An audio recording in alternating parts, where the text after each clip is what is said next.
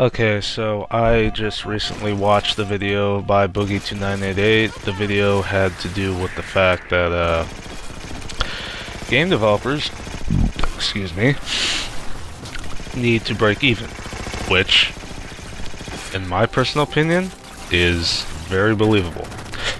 Now, I also watched the 1316 Killers video, and the reason why I feel this also makes sense is because game developers really have to have a way to make money, because believe it or not, it's not just make the game, spend all that money, make the game, and then just throw it on the shelves. There you go. People can buy it now. No, it's not like that. On Steam, I think there's some licensing fees that you have to pay to get it on Steam.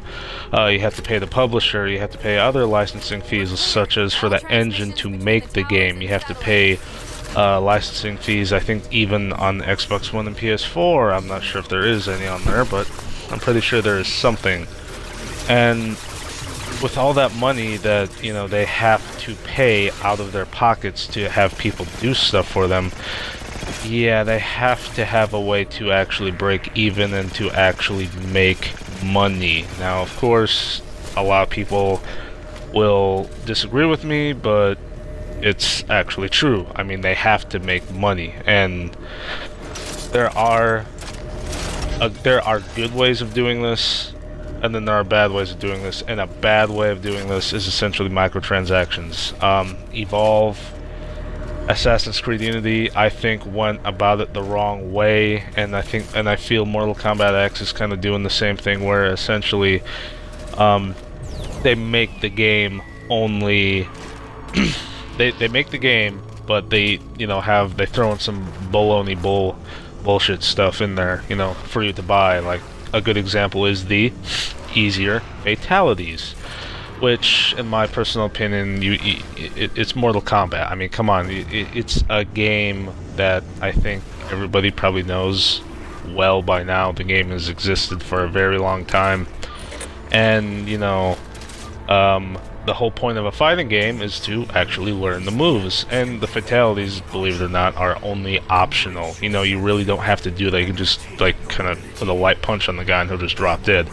But what I'm trying to say here is that microtransactions such as the easier fatalities and, new gun skins, stuff that probably should have been in the game, like the gun skins in Evolve, as microtransactions, are other crap. But, like I said, there's a good way of doing this and a bad way of doing this, and I feel as though the developers are trying to not only break even, but they're also trying to make more money, more money than they actually lost. So what they're trying to do is they're trying to keep the game, really, not only are they trying to keep the game, alive and well, but they're also wanting to get that extra money, because, DLC can keep a game alive, I suppose, but when, that particular DLC seems to be crap and utter bull, then odds are people are going to backlash against it. And a lot of people have, a lot of people have backlashed against Mortal Kombat X's idea, NetherRealm's idea to put in games, put in microtransactions in their game. And, it seems to be getting this way where games are going to have just nothing but microtransactions. And it honestly looks pretty grim. Like, it looks very grim, and it's actually kind of disturbing, because could this kill the video games industry? I mean, I'm not kidding. Could it cause a crash? We all know a crash happened already. And that, I think that was back in late 80s, early 90s. I'm not exactly sure, but somewhere around that time in the 80s or 90s, probably very early 90s, a crash happened.